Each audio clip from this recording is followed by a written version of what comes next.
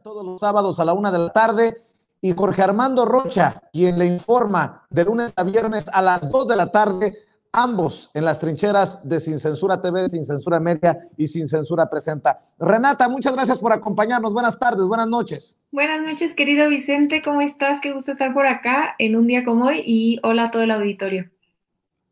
Gracias, Renata, por tu paciencia. Jorge Armando Rocha, qué bueno que también estás listo para hablar de este tercer informe del presidente Andrés Manuel López Obrador. Aquí estamos con mucho gusto, como siempre, Renata, estimada, muy buenas noches, mucho gusto por estas vías. Ya nos conocíamos por las redes sociales, particularmente por Twitter, y bueno, estamos en comunicación. Gracias por la invitación, Vicente. Mi querida Renata, ¿cómo te pareció? ¿Qué te pareció este tercer informe? Y te lo pregunto porque en redes sociales están inflando muchos de estas tendencias desde la oposición, estos que escupen veneno y mucho ruido, por cierto. Así es, querido Vicente, pues no sorprende que estén enojados, esto pasa cada 1 de septiembre y cada vez que el presidente informa. La vez pasada que venía a tu programa decía que esta segunda mitad del año les choca porque el presidente informa mucho, informa el 1 de septiembre, luego el 1 de diciembre, en julio, entonces no les gusta esta segunda mitad del año, pero yo en realidad a mí me pareció un informe muy, muy emotivo, sobre todo el final. He de confesar que me puso a mí la piel chinita, muy en línea también con lo que ya ha hecho en otras ocasiones en sus informes, donde creo que hace un balance muy honesto, donde resalta los avances y presume los avances. Ahora los presumió un poco con más enjundia y eso me gustó cuando nos dijo que tomen a los tecnócratas y neoliberales, tomen para que aprendan. Pero también reconoce los retos y las fallas y los temas que faltan, ¿no? Y eso creo que es algo que debemos celebrar, ¿no? No nada más se hace un acto propagandístico donde se habla de todas las cosas buenas que han pasado, sino también se reconoció que hace falta apretar las tuercas en materia de homicidios, en materia de feminicidios, y habló de las dos promesas que aún le faltan, ¿no? Incluyendo, y creo que esto es algo que notoriamente al presidente le preocupa, resolver el caso de Ayotzinapa. Yo tengo los temas que a mí más me interesaron, ahora ya entrando en materia de qué digamos ya la carnita del informe. A mí me gustó mucho lo que se habló sobre que se detiene la privatización. Creo que esto es fundamental, que sigamos debatiéndolo, no solamente hoy, sino en las siguientes semanas que nos quedan. Creo que es algo que no hemos podido dimensionar, el gran avance que hemos tenido en detener de seco, como dijo hoy, la privatización de muchas cosas, las concesiones mineras, las cárceles, y por supuesto en materia energética. A mí me llamó la atención muchos de los datos en materia económica, que no ahondo aquí para después poder ahondar en una siguiente intervención, pero me pareció muy importante los datos que nos da el presidente. Los datos de salud y COVID también nos informan que se incrementó en 70,000 millones de pesos, ¿no? En 15 meses el presupuesto de salud. Esto es algo que no habíamos visto porque durante el periodo neoliberal, a todo lo contrario, se trató de desmantelar este sistema de salud que tenemos hoy. Se habló de infraestructura, que es muy importante el esfuerzo que se ha hecho para reconstruir y construir muchas de las cosas que se habían abandonado, escuelas, hospitales. Y bueno, por último, y como ya decía ahorita nuestra querida Lina, el tema de la política exterior no es menor, ¿no? No es menor lo que se ha logrado: vacunas, los aranceles con Trump, etcétera. Entonces creo que fue un informe muy completo y como decía, ¿no? Me gusta ver este balance honesto entre dónde vamos y lo que falta. Lo único en lo que no estoy de acuerdo, y con esto cierro, es que cuando dice el presidente que ya se instauró por completo y que no tenemos que sería muy difícil para los conservadores regresar y tumbarlo. Esto a mí, la verdad es que yo sí soy de las que tiene miedo de los conservadores porque tienen todo el poder económico, todo el poder mediático, y pues aquí invitar a la gente a que mejor no nos arriesguemos a que regresen y ahora en marzo salgamos a votar para que no le revoquen su mandato. Y con eso cierro mi primera intervención. Jorge Armando Rocha, ¿a ti qué te pareció el informe? ¿Cuál es tu opinión? Estimado Vicente, yo creo que el presidente inició pues pateando la puerta, o sea, inició con todo en este mensaje y sobre todo un mensaje hacia lo que ha llamado la reacción. Dijo que está en marcha la transformación y que además está terminando con la gran farsa neoliberal. Un mensaje muy claro en contra de este grupo conservador. Y bueno, pues también el presidente, entre otras cosas, emitió una serie de mensajes que son políticos. El puro hecho de que estuviera frente a él Beatriz Gutiérrez Müller, su esposa, pero a un costado también formando parte de la vanguardia de los presentes, Claudia Sheinbaum, creo que nos dice mucho de incluso sus inclinaciones y, por supuesto, teniendo detrás de él el cuadro que estamos observando de Benito Juárez García, a quien considera el mejor presidente de la historia. Pero bueno, López Obrador ha emitido un mensaje político, un mensaje en el cual hace un repaso. No hay cosas muy novedosas. ¿Por qué razón no hay cosas tan novedosas? Porque todos los días, entre lunes y viernes, habla el presidente e informa del estado que guarda la nación y nos va diciendo y nos va desarrollando sus decisiones en función de los temas. Pero sí, creo que es muy importante todo lo que tiene que ver con los mensajes políticos. Esto en donde hace el recuento de los récords en materia económica y dice tengan para que aprendan. Pero no solo habla de la materia económica, sino de los programas sociales. Insiste en que va a continuar con ellos y tiene razón Renata, porque él mismo ha dudado, no en este mensaje, en mensajes anteriores.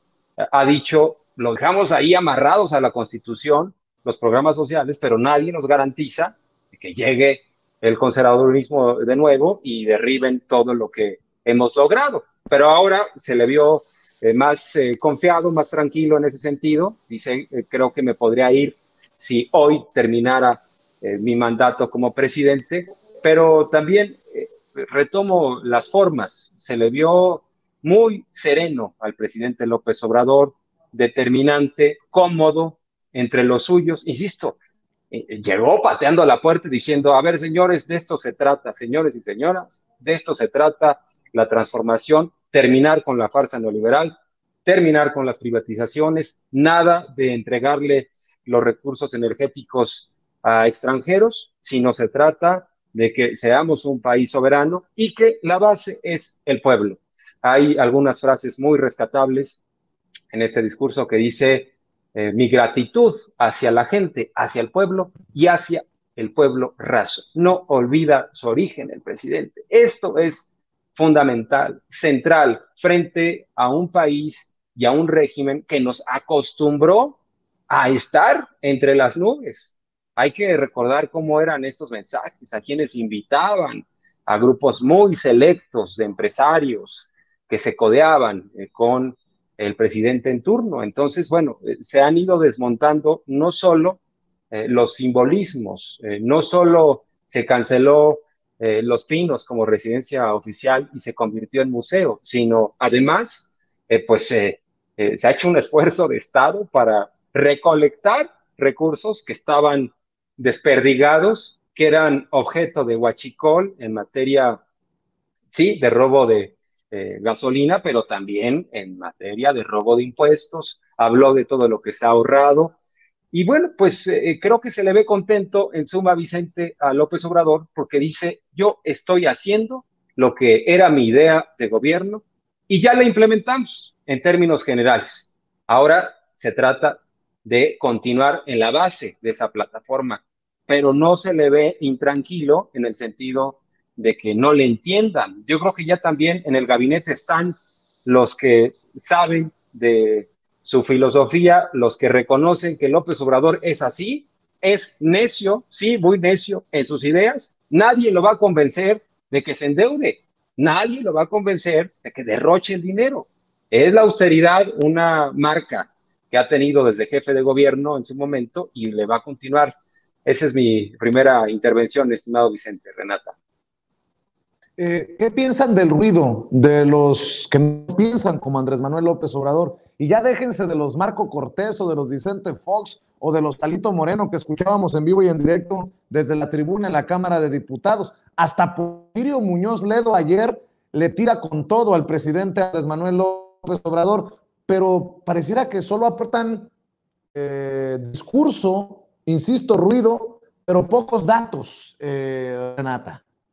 Así es, querido Vicente. A mí me sorprende mucho esta gente que de pronto no tuvo lo que quiso, en el caso de Porfirio Muñoz Ledo, y entonces se voltea, ¿no? Como que habla mucho en el caso de Porfirio, y no está hablando, digo, tiene él su propia trayectoria y todo, pero en estos últimos meses, últimos par de años, habla mucho de quién se ha convertido, ¿no? Como un señor que si no se hacen las cosas como él quiso y no acabó llegando a la presidencia del partido, que dicho sea de paso, esto es algo que ni siquiera le compete al presidente, entonces se convierte en un Lili Telles moderado, ¿no? Y habla mucho como de a quién, al final de cuentas, yo siempre soy de pensar de que la política no se debe de hacer al vacío, ¿no? Y tus análisis políticos no se pueden hacer al vacío. Entonces, tú puedes tener una posición o algunas críticas en contra del gobierno, pero la manera en la que lo haces, en este sentido sí, la forma es fondo. Y creo que la forma en la que está haciendo las críticas, como tú bien dices, sin ningún dato, sin ningún sustento y sobre todo sin ningún proyecto alterno, entonces estás haciéndole el caldo gordo a la oposición, ¿no? Y aquí creo que el balance que me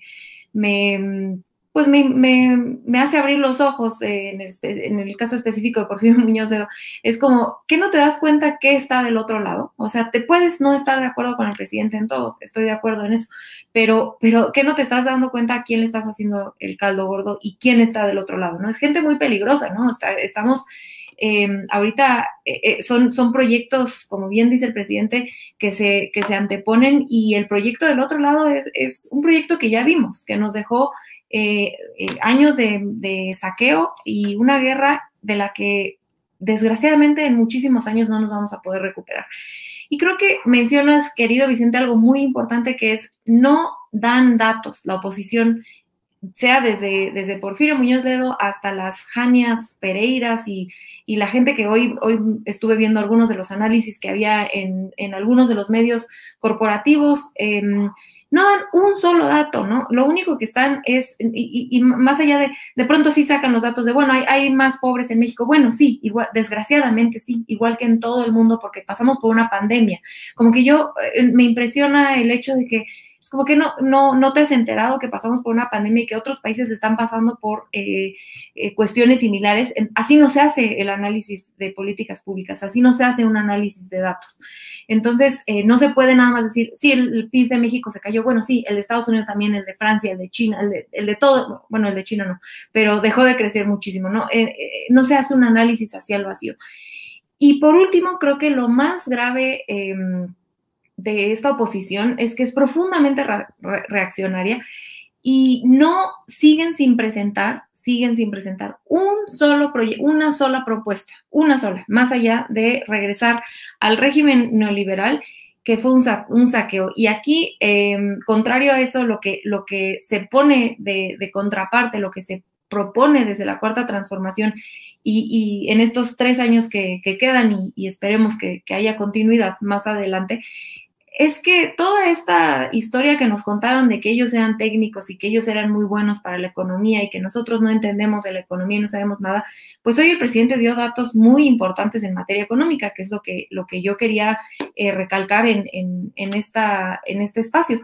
Y nos platica sobre el récord histórico de remesas, que de pronto lo critican mucho por decir, ¿por qué se está colgando la medalla de las remesas? Bueno, porque hay estabilidad económica en México y porque hay menos migración. Entonces, cuando hay menos migración, menos paisanos se están yendo a Estados Unidos y por lo tanto más dinero viene para acá, porque se están quedando sus familiares acá. Entonces, sí hay una parte de por supuesto que aquí los héroes y heroínas, como él lo ha dicho, son los migrantes, pero sí existe algo de este gobierno que crea las condiciones para que ese dinero llegue. Habla de la inversión extranjera directa, que incrementó 2.6% más que el año pasado. Esto es un número gigantesco, porque esto es comparado con con antes de estar en pandemia, ¿no? Entonces es muy importante el incremento de la inversión extranjera directa. Y habla mucho de la confianza que tienen los extranjeros en invertir en México. El incremento del salario mínimo, casi el 50%, cosa que no se había visto en todo el periodo neoliberal. Se aumentan las reservas internacionales de Banxico, no se deprecia el peso, no se incrementa la deuda, como ya bien decía ahorita en su intervención anterior Jorge Armando. No, todos los datos de macroeconómicos son positivos. Y esto es algo que el dogma neoliberal nos dijo, la izquierda no sabe llevar, Andrés Manuel no sabe de economía, y ahora sí que tenga para que aprenda. Los datos, ahora sí que los datos que tenemos de este lado, pues dicen otra cosa muy distinta a lo que la oposición ha tratado de instaurar en la narrativa pública, que es falso, porque fue un periodo de saqueo y que, repito, lo único que propone la oposición es regresar a ese régimen de saqueo, a ese régimen de privatización y ese régimen de violencia extrema.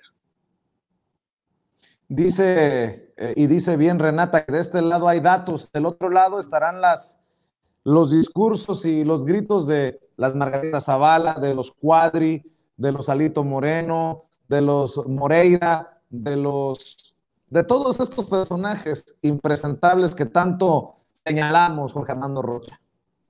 Así es, estimado Vicente. Bueno, Cuadri de entrada, en su agenda legislativa, imagínense nada más, tiene el regreso de la Policía Federal.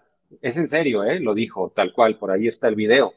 Imagínense que resultó ser un brazo armado de los cárteles, un brazo legal y constitucional. Quiere que regrese la Policía Federal. Es que estos hombres y mujeres, si estuvieran gobernando, irían por García Luna, pero para hacerlo otra vez secretario de Seguridad Pública. No tengo la menor duda. También quieren de regreso los fideicomisos. El Fonden, que era un barril sin fondo, en donde pues era la fiesta de la corrupción. Ahí está el ejemplo de Veracruz, lo que hizo Javier Duarte. Le mandaron por el Fonden 500 millones de pesos, no se los pagó a Soriana para unas despensas, se los embolsaron en el gobierno de Veracruz con la discrecionalidad que les permitía el instrumento y le deben ahora a Soriana más de 700 millones de pesos en intereses por despensas. Eso nada más para poner un ejemplo. Pero no quiero dejar de puntualizar respecto a Porfirio Muñoz Ledo. Yo creo que si Porfirio Muñoz Ledo fuera el presidente de Morena, ya sería parte del bloque opositor, habría ido junto con Alejandro Moreno, Marco Cortés y Jesús Zambrano a la OEA a denunciar a Morena por las narcoelecciones, entre comillas. Porfirio Muñoz Ledo, es un hombre talentoso que conoce mucho de teoría política, que es bueno para el debate. Sin embargo, le ha ganado la soberbia. Extrañamente, él acusa de soberbio a López Obrador. El problema de Porfirio Muñoz Ledo es que no tiene lo más importante, que es la conexión con la gente. No tiene esa capacidad de empatía y no conecta con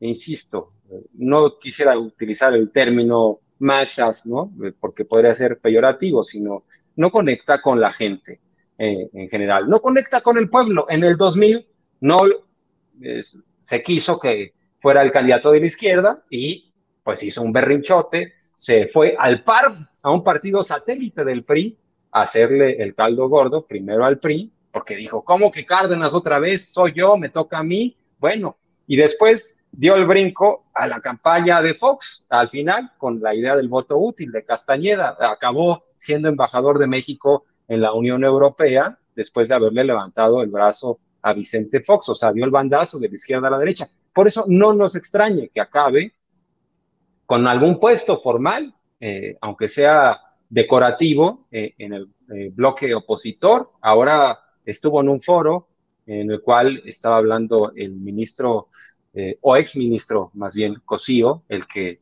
a cada rato dice que todo está mal de la 4T. Pero sí, no hay datos, no hay asuntos sustantivos.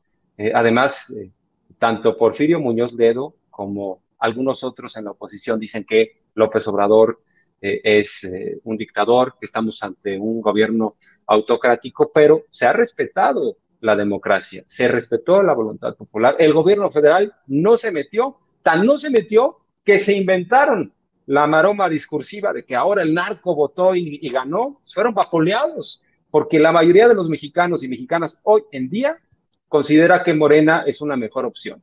Ahí están las encuestas y eso vale la pena retomarlo, porque Reforma, incluso Reforma, con todas las salvedades que debemos de tener en torno a Reforma, porque Reforma tiene una agenda absolutamente conservadora, ahí pone que si fueran las elecciones mañana, votaría el 43% de la población de los ciudadanos y ciudadanas en favor de Morena, y el 20% por el PAN, el 19% por el PRI, ahí le dan un 5 decorativo a Movimiento Ciudadano y el PRD ya ni existe en términos de estas encuestas. Y no solo eso, hay que destacar que López Obrador llega con un 67% de aprobación de acuerdo a una encuesta muy seria que hace Demotecnia, de las eras Demotecnia, y también destaca que tiene una desaprobación del 24%. Lo interesante es que la brecha de estas líneas se está despegando, es decir, no se están encontrando.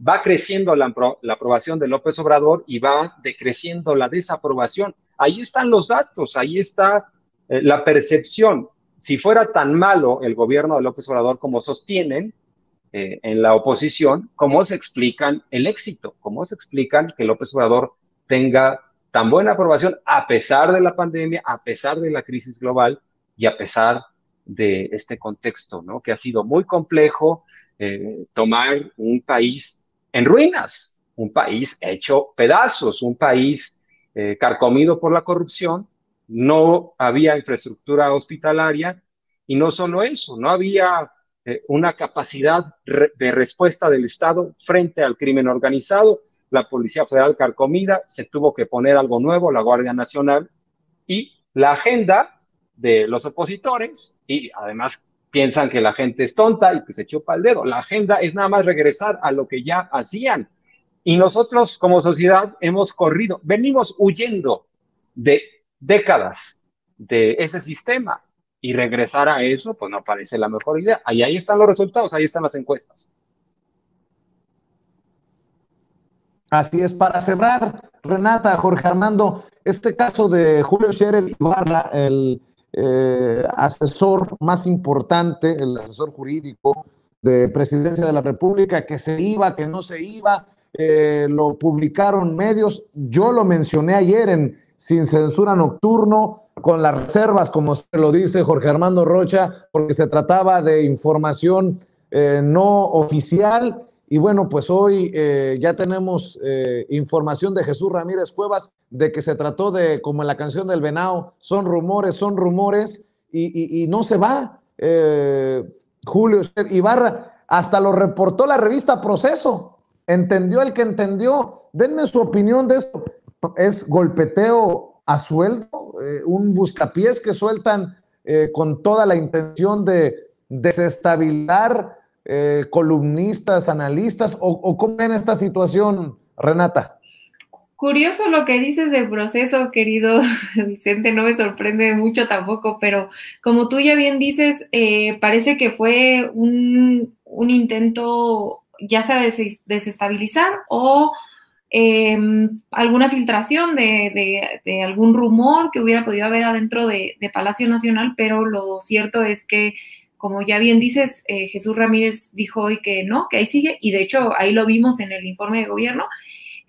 Ahora, yo lo que sí quisiera decir es que yo, a diferencia de muchos compañeros y compañeras, yo no le tengo miedo a los cambios de gabinete y menos a la mitad del camino. Yo siempre me parece que aquí alguna vez, que yo soy amante del fútbol, siempre digo, pues es que al medio tiempo es el momento donde los directores técnicos hacen sus cambios estratégicos, porque pues depende mucho de cómo vaya, qué esté pasando para atrás, qué jugadores y jugadoras pones para poder afrontar lo que te queda del partido, ¿no? Y en este caso del sexenio.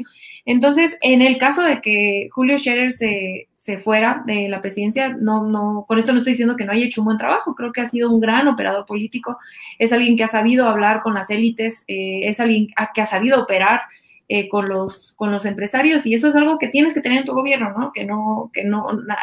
No porque estemos en contra de el saqueo, del abuso de poder, del abuso de la concentración de dinero en las élites, eso no significa que estemos en contra de todos los empresarios, ni que no tengamos que sentarnos a hablar con ellos, ¿no? Y Julio Scherer ha sido un buen operador político con muchas de las élites, ¿no? Lo mismo era cuando estaba Romo, por ejemplo.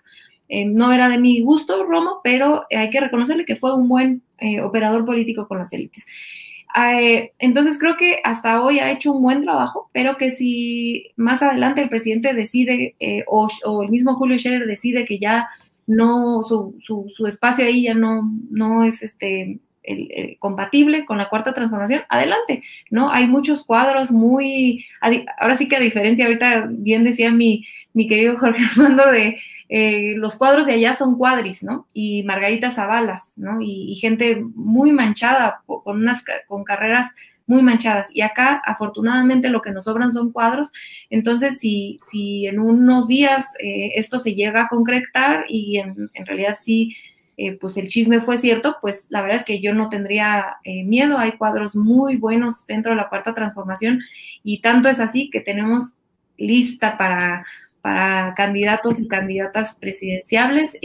Entonces eso es algo que celebrar, y creo que no hay que tenerle miedo a los cambios, porque el presidente, si algo sabe, es mover las piezas de ajedrez. Entonces, si está haciendo los cambios, es generalmente por una buena causa y porque sabe lo que hace. Entonces, pues esperemos a ver qué pasa, si en realidad pasó o simplemente fue un chisme que acabó siendo ahí un malentendido entre familias de el que entendió, ahora sí con proceso, ¿verdad? Querido Vicente. Así es, Darío Celis, sin el menor recato o vergüenza, sigue dándole vuelo a esto de que renunció Julio Scherer Ibarra. De hecho, publicó en El Financiero que tras la salida de Julio Scherer del primer círculo de López Obrador, los hombres del dinero se quedaron sin un solo interlocutor frente al presidente y frente al gobierno de la 4T, dice Darío Celis, quien lleva el riesgo de aparecer nuevamente en el quién es quién de las mentiras de la semana, Jorge Armando Rocha. Bueno, el tema es que Darío Celis ya lleva varias, ¿no? Por ahí, entonces, no tengo mayor comentario. Ya cuando llevas tantos errores, tantas pifias, tantos desmentidos, pues pierdes credibilidad. En el caso de Scherer, yo creo que, bien dice Renata, es posible que se dé el cambio. El asunto es el tiempo en el que se filtra esto, que es un día antes del mensaje del presidente. Sí, parece con la intención de generar un daño, de dar la sensación de inestabilidad en el primer círculo del presidente. De cualquier manera, es un puesto que requiere renovación. No sería descabellado. Sucede, y ha pasado con otros expresidentes que cambian al consejero jurídico, porque es un cargo muy demandante. Tienen que estar haciendo los decretos, los acuerdos, los reglamentos, pero también contestando controversias constitucionales, acciones de inconstitucionalidad, redactando las iniciativas del presidente. No es un cargo sencillo. Al final de cuentas, pues Julio Scherer, así como Alfonso Romo, pues no está acostumbrado a la burocracia, no es un burócrata. Entonces, en ese sentido, es un hombre cercano al presidente, pero no se me había descabellado que saliera en un momento dado y que siguiera aconsejándolo, así como le hace Alfonso Romo. No se pelearon, no hay una disputa, sino hay un desgaste. Dice, por favor, que ya llegue alguien al relevo. Lo que sí es que hay tres iniciativas muy importantes que ha planteado el presidente: la reforma electoral, la de la industria eléctrica, la de la Guardia Nacional. Quizá ya están hasta hechas, quizá ya hasta están palomeadas por el propio Scherer. Y lo demás también, la contestación ante amparos. Hay que recordar el asunto del aeropuerto, cuando se dejaron ir los conservadores para tratar de parar el aeropuerto de Felipe Ángeles, y no se diga el asunto del Tren Maya, lo de Dos Bocas. Y bueno, pues insisto, hay que esperar. Seguramente se lo van a preguntar mañana al presidente. No creo que sea un tema de conflicto. estará en su derecho si se quiere ir Scherer por un asunto de desgaste. Y como dice Renata, hay cuadros, así como en el caso de Hacienda, de la Secretaría de Hacienda, pues bueno, llegó un gran secretario, Ramírez de la O, que es un hombre que conoce de economía tanto como el propio exsecretario, que ahora se va hacia el Banco de México. De hecho, algunas de las conjeturas es que posiblemente busque para Scherer algún espacio en el Poder Judicial. Pero bueno, está abierta la especulación. Lo que sí es que creo que se optó por esta filtración con un ánimo de generar inestabilidad y decir, ya ven, se está deshaciendo el gobierno en la víspera del tercer informe. Creo que se calculó en ese sentido, ¿no? Y bueno, pues hay algunos columnistas que se prestan para eso y ya están convertidos en vez de columnas, escriben calumnias, ¿no? Jorge Armando Rocha, a las 2 de la tarde de lunes a viernes en Sin Censura TV, Sin Censura Media y Sin Censura Presenta. ¿En dónde más te apoyan, te respaldan y te siguen, Jorge Armando? En mi cuenta de Twitter, ahí estamos en comunicación permanente como @RochaPeriodista. Y ya, bien dijiste, de lunes a viernes a las 2 de la tarde aquí Sin Censura. Muchas gracias, Vicente. Un placer, Renata. Y gracias a todos ustedes, a quienes en estos momentos nos están viendo y escuchando. Claro que sí, Jorge Armando Rocha. Renata Turrent, ¿en dónde te siguen a ti? Gracias, querido Vicente. A mí me encuentran a la 1 de la tarde todos los sábados en Sin Censura Media, Sin Censura TV y Sin Censura Presenta. Cada 15 días hacemos co-conducción con nuestro querido Manuel Ibarra. Se pone bien buenas las mesas, entonces por favor acompáñenos ahí a la 1 de la tarde. Y me encuentran en @rturrent en Twitter, en Instagram. Y pues acá nada más a mandarle besos y abrazos a todos los compañeros y compañeras que nos ven y nos escuchan, nos escriben en el chat. Ahí estuve tratando de contestar algunos comentarios. Un abrazo a ti, querido Vicente, a todo el equipo de Sin Censura y a mi compañero querido Jorge Armando. Te mando un fuerte abrazo también a ti para allá. Igualmente. Gracias, queridos los dos, estimados los dos, respetados los dos, admirados los dos. Renata Turrent y Jorge Armando Rocha hablando con nosotros sin censura.